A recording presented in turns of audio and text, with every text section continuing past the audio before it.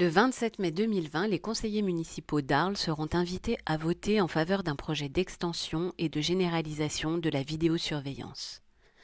Or, la vidéosurveillance n'est pas simplement un outil technique, elle relève d'un choix de société. Quel prix sommes-nous prêts à payer pour notre sécurité ?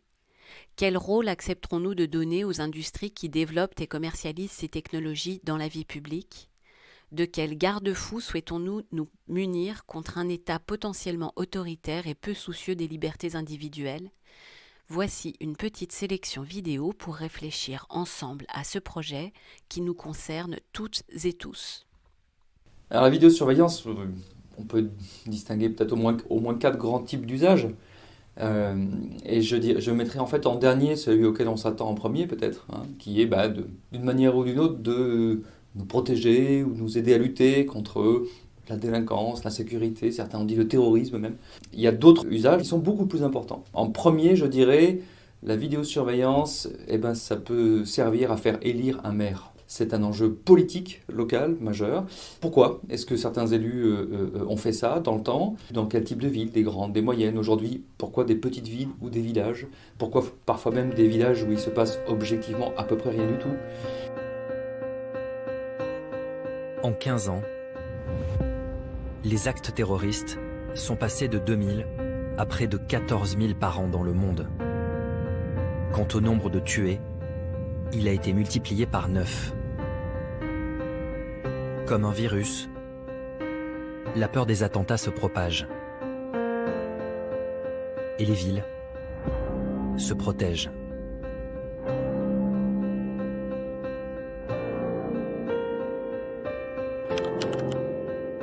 Donnant ainsi naissance à un tout nouveau secteur, celui de la vidéosurveillance intelligente. Un marché estimé aujourd'hui à près de 40 milliards de dollars, que certains appellent le marché de la peur. C'est un modèle de société paranoïaque en réalité qui se cache derrière, où l'ennemi est parmi nous, est caché parmi nous, et c'est un de nos frères au fond parmi nous. Voilà. C'est très dommage qu'on ne perçoive pas le caractère paranoïaque donc, en fait, de cette idée, hein, donc, qui du coup implique comme réponse l'idée qu'il faudrait en permanence pouvoir surveiller tout le monde, soi-même, ses frères encore une fois, hein, sa propre communauté, la surveiller en permanence parce qu'à tout moment, quelqu'un peut venir vous planter un couteau dans le dos, c'est ça le truc. Pour arriver à un tel niveau de conception paranoïaque de la société, il faut soi-même vivre dans la peur, en fait, avoir une représentation du monde complètement apeurée, quoi. Est-ce que, finalement, vous n'êtes pas un peu paranoïaque ? C'est vrai que quand il y a 86 morts sur la promenade des Anglais, on peut appeler ça de la paranoïa. C'est presque une vision. Si c'est de la paranoïa pour vous, non. Pour moi, ce sont des faits. Ce sont des menaces. La France est en guerre à l'extérieur et à l'intérieur, où nous avons affaire à des ennemis que moi je qualifie plus souvent de cinquième colonne qui avancent de manière rampante, tels des pieuvres, et qui tissent leur réseau de partout, et que face à cette guerre qui nous est livrée, s'interdire d'utiliser un moyen qui pourrait épargner des vies, qui pourrait épargner des conséquences graves pour notre pays et sa sécurité, serait porter une lourde responsabilité. Fasciné depuis longtemps par le modèle israélien, le maire de Nice a fait voter 2 ans après l'attentat un vaste plan d'expérimentation dans sa ville. Caméras pour détecter les émotions dans les transports, système d'alerte, application de vigilance citoyenne. Au total, pendant 3 ans, 13 entreprises vont tester leur tout nouveau dispositif de surveillance et tenter de faire de Nice une ville plus sûre, une safe city. Un projet piloté par le géant français de l'armement, Thales.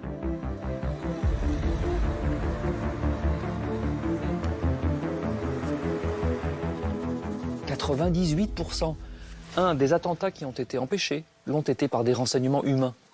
Deuxième chose, même dans l'enquête qui existe toujours à Nice, sur d'éventuelles complicités, etc., qu'est-ce qui nourrit le travail des enquêteurs après coup, hein, mais c'est tous les éléments classiques de l'enquête de police judiciaire, hein, l'enquête de voisinage, d'un côté, l'étude de la téléphonie, l'étude de l'ordinateur. Voilà. C'est pas les caméras, encore une fois, qui n'ont fait que filmer l'horreur à l'instant où il se produit, c'est-à-dire qui n'ont servi rigoureusement à rien, véritablement à rien. Alors, le discours politique continue, ça marche pas, mais c'est pas grave. Je suis déjà passé à l'annonce suivante. J'ai déjà prévu le gadget de sécurité d'après, le dispositif d'après, parce que j'entre dans la campagne d'après. On voit bien. Hein. C'est une espèce de fuite en avant continue, puisqu'il s'agit toujours, encore une fois, de continuer à camper la posture politique sur laquelle on pense qu'on se fera réélire, et de faire tourner le commerce, dans une alliance objective. Pour vendre niçois le concept de Safe City, la ville de Nice et Thales n'hésitent pas à mélanger les risques que pourrait courir la population. Dans la convention passée entre les deux parties, à la page 23, un graphique met l'accent sur les menaces qui pèseraient aujourd'hui sur les villes. Avions détournés, risques nucléaires, catastrophes naturelles.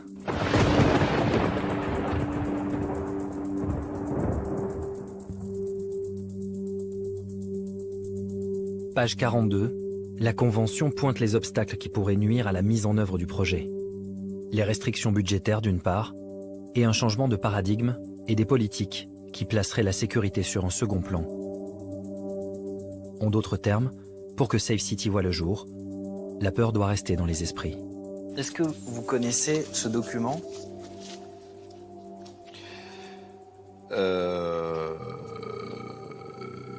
Oui, oui, bien sûr. Est-ce que vous pouvez regarder la page 42 ?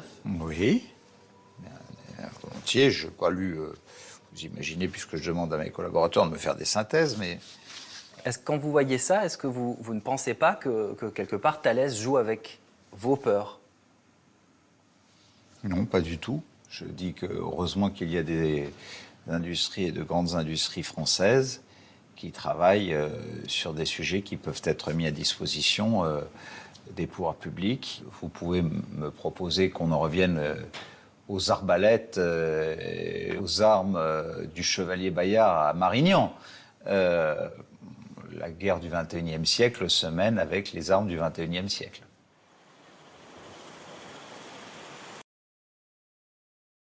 Deuxième, la vidéosurveillance, ça fait tourner le commerce. C'est un business, ça fait partie de ces nouvelles technologies de sécurité, mais qui font aussi partie de ces nouvelles technologies tout court. Hein, c'est un ensemble, il faut regarder qui les produit, quand, où, pourquoi, pour les vendre à qui, avec quelle stratégie, avec quel marketing. On a un secteur industriel et qui régulièrement fait passer dans le civil un certain nombre de technologies. Il y a aujourd'hui ce que les industriels appellent la vidéosurveillance intelligente, avec guillemets dans le texte bien sûr, c'est-à-dire des logiciels qui vont équiper, repérer des mouvements, reconnaître des visages, etc. Et puis il y a de toute façon déjà, on sait que c'est comme ça dans le marketing industriel, il y a déjà l'étape d'après qui est prévue. Hein. Vous savez que quand on achète le numéro 3 du téléphone portable Tartampion, il est programmé pour devenir obsolète et le 4 suit déjà. Hein. Et au moment où on commercialise le 3, le 4 est déjà technologiquement au point. Bien. Ben, c'est un petit peu ça aussi ce qui se passe ici.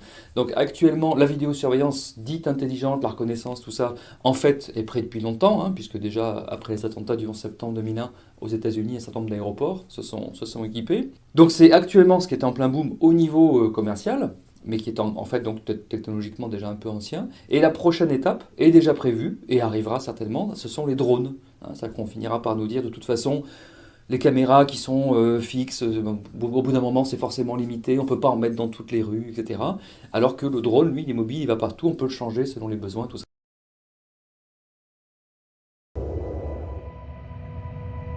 Le pacte scellé entre des sociétés spécialisées dans la surveillance et l'armée n'est pas propre aux États-Unis. En Europe, ce type de partenariat public-privé a pris une ampleur considérable ces dernières années. Et il suffit de plonger dans les rapports de la Commission européenne pour s'en rendre compte. Des rapports qu'un chercheur anglais a décortiqués pendant plus de 5 ans.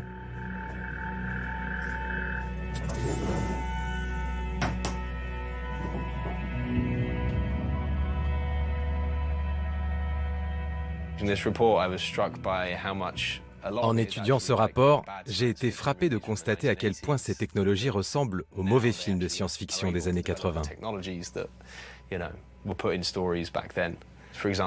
Par exemple, il y a un projet appelé Roll Border qui vise à créer des essaims de drones semi-autonomes pour patrouiller le long des frontières européennes.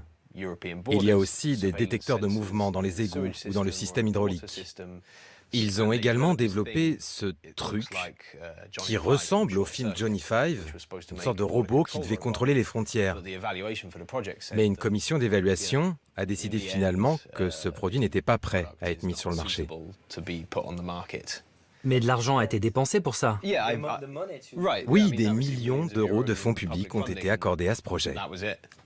Oui, tout ça, c'est de l'argent public. Votre argent. Enfin, notre argent, oui. Ces projets dignes d'un film de science-fiction n'auraient pas pu voir le jour sans d'importantes subventions publiques. 1,4 milliard d'euros de fonds européens destinés à la recherche, attribués pour près de 40% à des entreprises privées. Celex, plus de 23 millions d'euros pour 54 projets. Airbus, 40 millions pour 32 projets. Thales, une société française, a empoché 28,5 millions d'euros pour 63 projets de recherche. On voit que le programme de recherche sur la sécurité a été très fortement influencé par les intérêts des grandes entreprises qui ont joué un rôle important dans son élaboration, dans son fonctionnement et dans l'établissement des priorités, puisqu'ils siègent maintenant au sein des groupes consultatifs qui déterminent les programmes. Pour mesurer l'influence des entreprises privées, il suffit de regarder la composition du groupe d'experts chargé de conseiller la Commission européenne sur les questions de sécurité. Sur les 20 experts du groupe, un tiers déclare des liens d'intérêt avec des entreprises ou des lobbies de l'industrie de la sécurité. Le président de ce groupe, M. Alberto Benedictis, a même été directeur de l'ASD, le lobby principal des industriels de la défense. Vous savez, je ne pense pas que les personnes derrière ces projets sont nécessairement des individus malveillants. Mais il y a un dicton qui dit « l'enfer est pavé de bonnes intentions ». Ce qui veut dire que les gens peuvent essayer de faire des choses qu'ils pensent être bien, mais qu'elles peuvent avoir des conséquences malheureuses. Troisième aspect, je dirais, ça sert probablement à apaiser dans une partie de la population le sentiment d'insécurité. Dans toutes les villes ou les villages où j'ai pu enquêter, on trouve une partie de la population qui se sent davantage fragile en réalité, davantage menacée, davantage inquiète. Et cette population exerce au fond quelque part aussi une forme de pression sur les élus, mais on peut penser que ça participe au fond à répondre et peut-être à tranquilliser certaines personnes. Il faut se poser aussi la question en fait du type de société que ça fait advenir, du type d'une société complètement normée, et bon, tout l'imaginaire de la science-fiction qui n'est pas complètement hors propos lorsqu'on réfléchit aux effets de long terme, aux effets politiques du déploiement de cette technologie de contrôle et des effets normalisants lorsqu'on met toutes ces technologies de surveillance non seulement sur Internet, mais dans la vraie vie, dans le mid-space, et qu'on met ces capteurs et ces technologies de surveillance dans l'ensemble de notre environnement physique urbain. Et mine de rien, quand vous êtes surveillé en permanence dans la rue, quand vous baladez dans la rue et que vous avez des caméras de surveillance partout, en fait, vous mettez une casquette, vous mettez une capuche, vous changez votre façon de vous comporter dans l'espace public. Il y a des choses que vous ne faites plus. Et là où c'est hallucinant, et c'est d'ailleurs tout le principe dans le panoptique tel qu'il a été défini, c'est qu'on n'a même pas besoin d'avoir quelqu'un qui te surveille. On a besoin de mettre un contexte qui fait croire qu'il te surveille. On a besoin d'avoir des caméras qui n'ont même pas besoin d'être alimentées pour que tu changes ton comportement. Quand on va par exemple dans les grands centres commerciaux maintenant, les gens, ils arrivent, les personnes, tout le monde, et pour gagner du temps, ils commencent à ouvrir leur sac pour que le vigile puisse regarder dans et rentrer. Alors déjà, c'est illégal. Le vigile n'a pas à regarder dans vos affaires, c'est illégal, il n'y a pas le droit. Il faudrait qu'il soit mandaté par la police, un truc dans ce genre-là. Bon, il ne l'est pas. Mais surtout, c'est-à-dire qu'on a déjà changé notre comportement, on trouve ça parfaitement normal et acceptable d'aller montrer son sac. Et que donc les personnes qui n'ont pas envie de le faire sont de fait suspectes. Et c'est ça en fait le problème de la surveillance de masse, c'est qu'à partir du moment où on applique une surveillance de masse, on va définir un comportement acceptable, dans lequel il est parfaitement possible en plus de suivre, quand on regarde des reportages ou des recommandations de ce que peut écrire ISIS ou ce genre de choses-là, ils sont vraiment dans le truc, il faut infiltrer la société, donc il faut que vous vous comportiez comme tout le monde. En fait, tel qu'on le voit aujourd'hui, et ça demande de l'analyse, et il faudra vraiment suivre le fruit de ces expérimentations, mais il y a au moins 3 technologies qui sont au cœur de ces projets de Safe City mis en place à Marseille ou à Nice. D'une part, la détection des comportements suspects à travers les vastes réseaux de vidéosurveillance de ces villes. Donc c'est en gros utiliser des technologies de traitement de l'image et de reconnaissance faciale pour identifier des patterns et repérer des comportements suspects, voire repérer des individus. À Marseille, il parlait en 2016 de flasher automatiquement l'ensemble des 10 000 et quelques fichiers S à travers le réseau de vidéosurveillance. Donc première chose, vidéosurveillance, reconnaissance faciale, sachant qu'on voit aussi à Marseille et à Nice d'ailleurs, sur les budgets de la région PACA, financer des contrôles d'entrée-sortie des établissements scolaires, des lycées en particulier, par ces systèmes de reconnaissance faciale. Deuxième chose, c'est la surveillance des réseaux sociaux et toutes les informations publiques sur les individus et les groupes politiques, notamment actifs au niveau d'une ville. Ça, c'est très clair, notamment dans le projet à Marseille, où il parle de surveiller Twitter, surveiller Facebook. Il y a une troisième brique technique qui est celle de l'interconnexion de plein de bases de données différentes. À Marseille, comme à Nice, c'est aussi envisagé. Il parle de croiser les données des hôpitaux publics, des services municipaux tels que, évidemment, la police nationale, peut-être demain les fichiers de la police nationale. On peut aussi penser au fichier biométrique, le fichier TESS, croiser ça avec des données sur où est-ce que bornent les téléphones cellulaires à l'échelle de la ville afin de faire des cartes de chaleur de la répartition de la population ou de la délinquance, donc avec le volet police prédictif. Donc ça, c'est une brique technique, disons, très large, mais qui consiste à faire de l'analyse statistique sur des grandes quantités de données puisées sur des bases de données très diverses qui viennent soit des services publics, des pouvoirs publics, soit de partenaires privés. Le principe, c'est de prendre une infrastructure commune, la ville, qui est quelque chose que, normalement, on élabore en commun. On construit un tissu social, la ville, qui est normalement adaptable à tout le monde. Avant de faire de la smart city, je pense qu'on pourrait faire de la ville accessible. C'est-à-dire que les gens en fauteuil roulant puissent rentrer dans tous les lieux publics. Si on veut résister à ces systèmes et au déploiement de ces technologies de surveillance au niveau des villes, il y a 3 volets urgents. C'est d'abord documenter. C'est ce qu'on a commencé à faire en faisant des demandes d'accès aux documents administratifs pour comprendre précisément quels sont les projets en cours, qu'est-ce qui est déployé. Il y a un vrai manque de connaissances en la matière. Le second plan, c'est de développer un argumentaire juridique pour tenter de faire obstacle par le droit à ces systèmes. Là, la CNIL n'est pas du tout une alliée pour le moment et il faut mettre pression sur la CNIL, il faut faire en sorte qu'elle ait des moyens pour travailler sur ces questions. Et le troisième plan, c'est d'arriver à sensibiliser au niveau local, dans sa ville, organiser des mobilisations, sensibiliser des acteurs militants, par exemple, qui ne seraient pas au courant, et construire des coalitions au niveau local, relayées au niveau national aussi, et la Quadrature pourra y aider. Enfin, on arrive à la quatrième réponse. Est-ce que la promesse de sécurité est tenue? Il y a 2 types de dispositifs, on va dire, qui existent. Il y a d'abord le fait d'enregistrer des images au cas où elles seraient par la suite demandées par des policiers ou des gendarmes pour les aider dans leurs enquêtes. Et puis par ailleurs, il y a le fait d'embaucher des gens pour regarder à longueur de journée des écrans. Donc ce sont 2 choses tout à fait différentes que j'étudie là aussi à travers à la fois au plan national dans le livre et à travers 3 terrains, 3 études de cas dans une petite, une moyenne et une grande ville. La moyenne et la grande ont un dispositif de visionnage en direct. La petite ville se contente d'enregistrer les images au cas où les gendarmes viendraient le demander. Alors au niveau de l'enregistrement, ce qu'on peut dire, des images qui sont utiles, entendons-nous bien, utiles ça ne veut pas forcément dire décisives. La plupart des images qui sont réquisitionnées, j'ai lu évidemment tous les registres, etc. La plupart des images qui sont réquisitionnées ne cherchent pas à visionner le visage d'une personne, mais plutôt la plaque d'immatriculation d'un véhicule. Donc c'est un élément dans des enquêtes parmi d'autres. Je dis ça, c'est important parce que dans le marketing de la vidéosurveillance, il y a l'idée ce que j'appelle le vidéo flag. L'idée que la tête de la personne en grand en train de regarder l'écran, bonjour c'est moi, je vais braquer la pharmacie, etc. Bon, ce qui évidemment n'arrive quasiment jamais. Donc c'est plutôt des images qui vont être un élément dans une enquête, qu'on va confronter ensuite à un témoignage, un alibi. Nos journaux sont remplis de ces communiqués qui arrivent aux rédactions lorsqu'on a la belle affaire. Voilà. Mais la question, c'est de sortir du fait divers pour regarder l'activité de l'ensemble de la police et de la gendarmerie sur toute l'année, sur toute la ville. Et de se demander dans combien de cas, dans quelle proportion, eh bien, véritablement, des images de vidéo ont été utiles. Et quand on fait ça, on s'aperçoit que selon les villes, eh bien, les images collectées par les caméras de rue sont utiles dans une proportion qui se situe entre 1 et 3% de l'ensemble des enquêtes que les policiers ou les gendarmes font sur la ville en question. Donc ça n'est pas nul, mais c'est vraiment tout petit.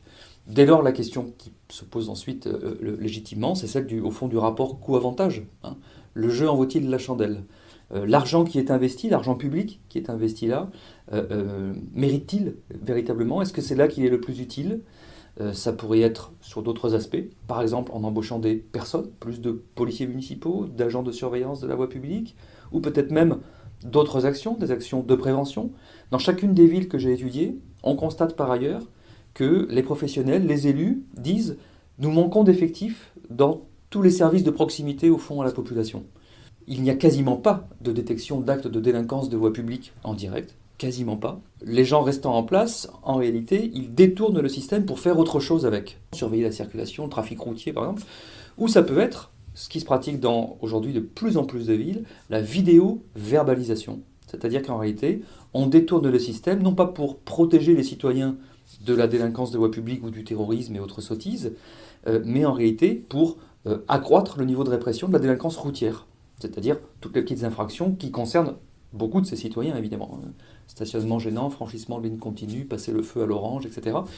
C'est sans doute l'avenir du système, c'est évidemment ce qui est le plus rentable. Ce qu'on peut dire ici, c'est que c'est évidemment pas comme ça que le système est présenté à la population. On peut même dire qu'il y a une forme de mensonge politique. Il est probable que l'avenir du système, en réalité, soit plutôt celui-là, c'est-à-dire une vidéo-verbalisation accrue des gens. Quant à l'idée selon laquelle la vidéosurveillance, d'une manière ou d'une autre, contribuerait à nous protéger du terrorisme, là on peut dire que c'est soit une grave sottise, soit véritablement un gros mensonge.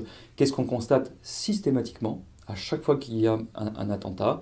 On retrouve après coup des images de l'auteur en train d'arriver, en train de faire un repérage, ou dans les rares cas où il n'est pas mort lui-même, en train de se sauver. La belle affaire, tout le monde est déjà mort.